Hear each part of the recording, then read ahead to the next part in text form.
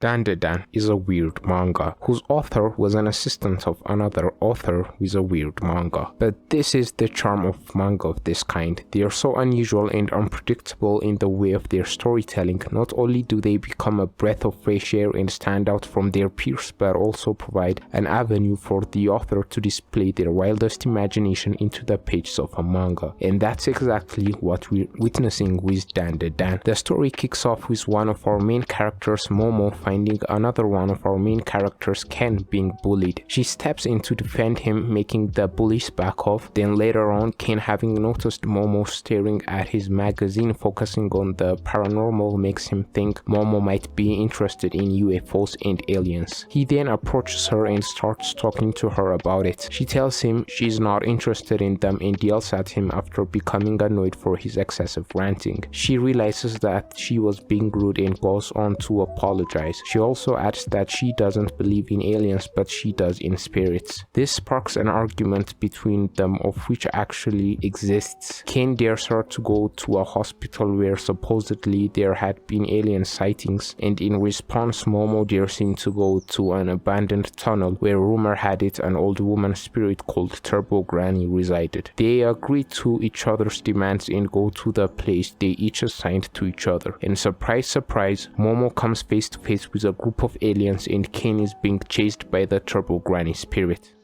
This is what I consider to be one of Dandadan's strengths. As a story, it's unapologetically absurd and could go in any direction at any given moment without it feeling jarring. So like when Ken's full name is revealed to be the same as the actor Momo idolizes, I'm not surprised because I have seen them randomly fight off an alien in a ghost moments earlier. Also, the first chapter is perfect in setting up the overall tone of the series, much like the first chapter of Berserk, where we see Guts in a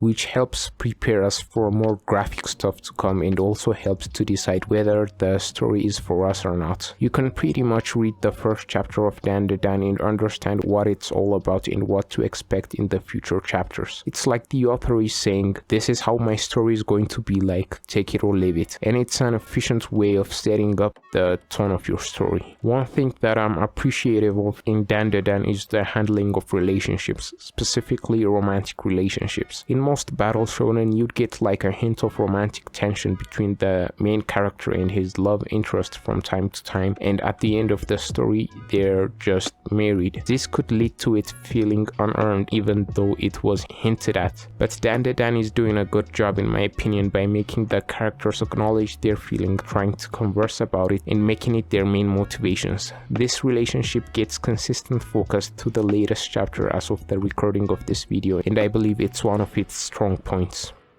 Dandadan has a colorful cast of characters, from Ken, the love-struck boy who tries his hardest for the woman he likes, Momo, who abides by her own mantra no matter what others may tell her, Ira, who may seem arrogant at first but with an underlying compassion within, Gigi, the happy-go-lucky whom everybody loves, and the comic relief Turbo Granny, and of course Seiko.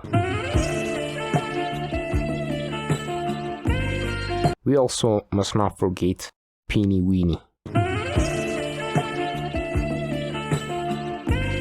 As of the recording of this video, Dandadan has 4 arcs: the Turbo Granny arc, Acrobatic Silky arc, Serpo arc, and the Cursed House arc. Each arc serving to progress the plot and characters through introduction of a new side character, exploring their past and becoming a mainstay along our main characters. But as only 54 chapters are out, the story is still in its early stages and building up to a grand climax of sorts. That's not to say there's nothing to enjoy. The humor in this story is one that feels unique to its own, much like Chainsaw Man, but a little bit milder.